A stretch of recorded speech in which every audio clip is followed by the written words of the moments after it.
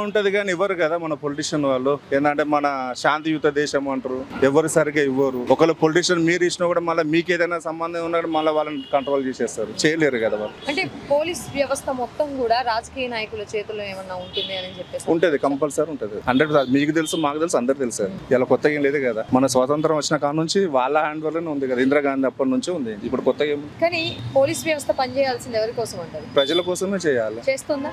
సగం చేస్తుంది, సగం చేయట్లేదు. ఒకరి దగ్గర నాకే మొన్న ఒక ఇన్సిడెంట్ జరిగింది. అది ఒక ప్రైవేట్ ఏజెన్సీ ఉంది కంపెనీ, నా దగ్గర ఒక అతను చీటింగ్ చేసి వెళ్ళారు.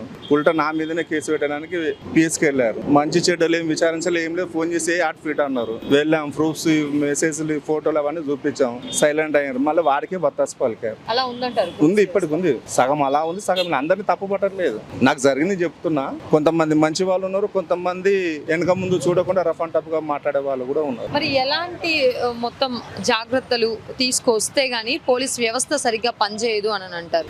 ఎలాంటిది చర్యలు తీసుకోవాలంటే అది గవర్నమెంట్ వాళ్ళే తీసుకోవాలి. ఇప్పుడు మనం కామన్ మ్యాన్ మనం చెప్తే వాళ్ళు వినరు కదా. రాజ్యాంగం ఎలా ఉందంటారు, వాళ్ళే రూల్స్ పెడతారు, వాళ్ళే రూల్స్ బ్రేక్ చేస్తారు. మన సామాన్య ప్రజల మాట వాళ్ళు వినరు, వినిపించుకునే పరిస్థితి కూడా లేదు. ఇప్పుడు స్టేట్మెంట్లు ఇస్తారు, ఫ్రెండ్లీ పోలీస్ అంటారు, అదంటారు, ఇదంటారు. తీరా స్టేషన్కి వెళ్ళేసరికి అసలు మీరు ఎవరో తెలియదు అన్నట్టు బిహేవ్ చేసేస్తారు. తెలిసిన ఇంత పరిచయం ఉన్న వాళ్ళకే ఇలాంటి పరిస్థితి ఉంటే సామాన్య ప్రజలకు ఎలా ఉంటారు, వాళ్ళు ఎలా ట్రీట్ చేస్తారు చెప్పండి.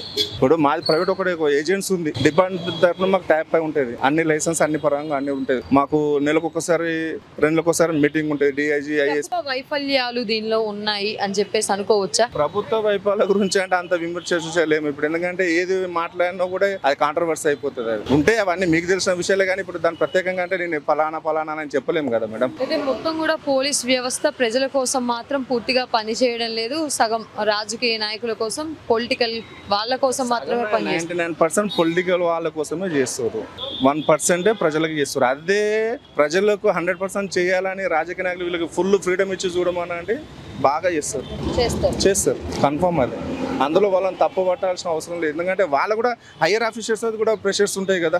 ఎవరిని ఎట్లా చేస్తారు ఏందన్నది వాళ్ళు కూడా ప్రెషర్స్ వస్తే వాళ్ళు ఏం చేయగలుగుతారు. వాళ్ళు కూడా ఉద్యోగులే కదా, గవర్నమెంట్ ఎంప్లాయీసే కదా. అట్లా అని చెప్పి వాళ్ళని కూడా తప్పు పట్టలేదు. క్రైమ్ రేటు పెరిగిపోతా ఉంది తెలంగాణ మొత్తంలో చూస్తున్నాం. దేశం మొత్తం కూడా క్రైమ్ రేట్ పెరిగిపోతా ఉంది.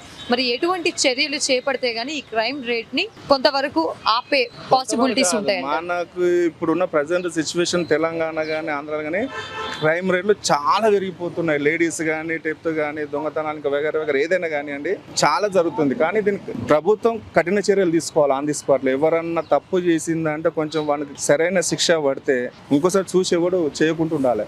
అది లేడీస్ విషయంలో కానివ్వండి, ఇంకా వేరే విషయాలైనా కానివ్వండి, ప్రభుత్వాలు కొంచెం కఠిన నిర్ణయాలు తీసుకోవాలి అలాంటి దానిలో.